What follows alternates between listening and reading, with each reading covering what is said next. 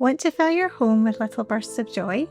Today I'll show you how to make mini circle art that's ridiculously cute, simple to create, and guaranteed to make your living space and your day just a little brighter.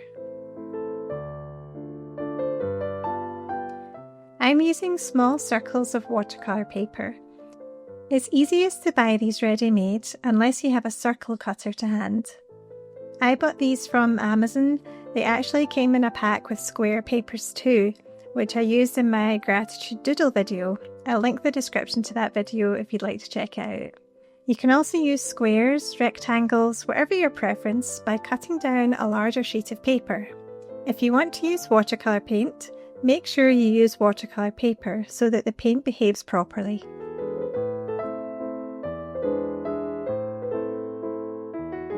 What would you like to draw? And how can you capture it simply? It can help to write a quick list of your hobbies, favourite things, little joys, and then pick 4 or 5 to turn into mini artworks. What makes you smile when you're reminded of it? For me, nature is definitely a big one, as are animals, games, and books. Oh, and chocolate too.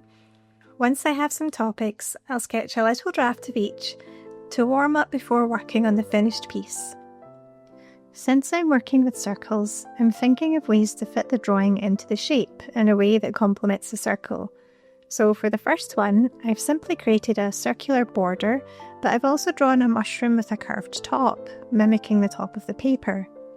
For the second drawing, chocolate, I'm opting for a chocolate-covered donut, which perfectly fits the shape. My fox will be curled up into a cosy circle.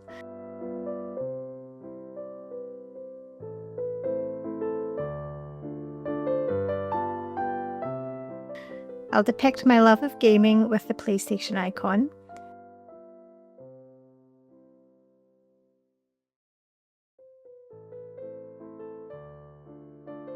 And finally, for my books, I'm going to be a little fantastical here and draw a little book tree with the leaves of the tree curving around the border.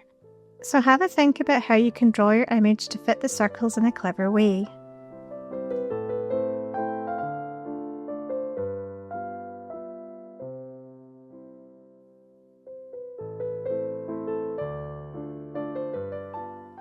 Draw your subject in the centre of your circle. Then add a splash of colour with your chosen medium.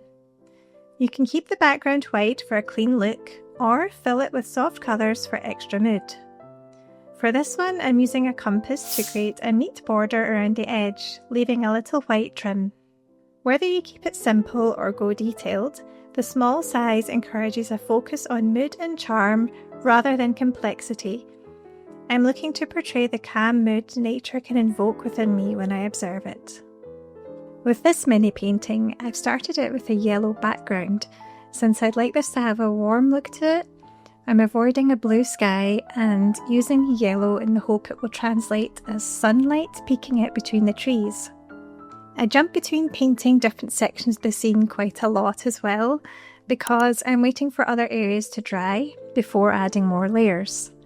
With watercolour, sometimes you have to exercise patience and come back to it after giving it time to dry.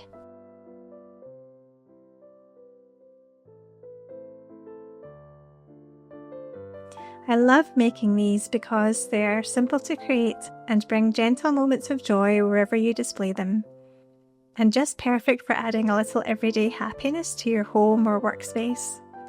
I believe that life is more enjoyable when we are in an environment that is peppered with creativity, made by our own hands and others too.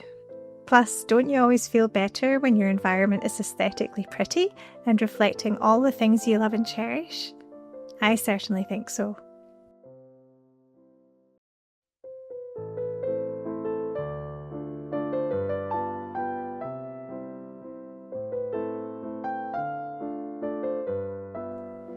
I've used a slightly different approach for each mini art, just to give you some examples of different ways you can create these little treasures. My mushroom art was done with only watercolour. My donut was watercolour and chalk pens for the sprinkles.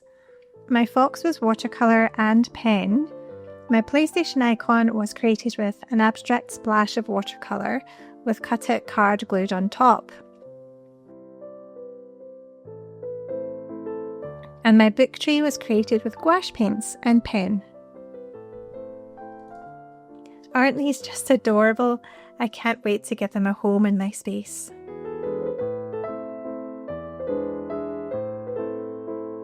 Once you've created your lovely collection, don't just tuck it away, display it proudly.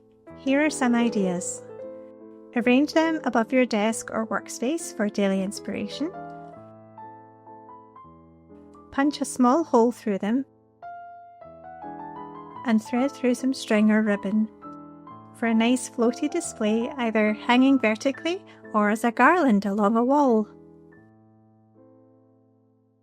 Finally, invest in a cute mini frame to proudly show your work. Nice and compact, they can fit almost anywhere. What would you turn into a mini art? Let me know in the comments. I'd love to hear your ideas too. And don't forget to subscribe for more creative tutorials. Thanks for watching and happy creating!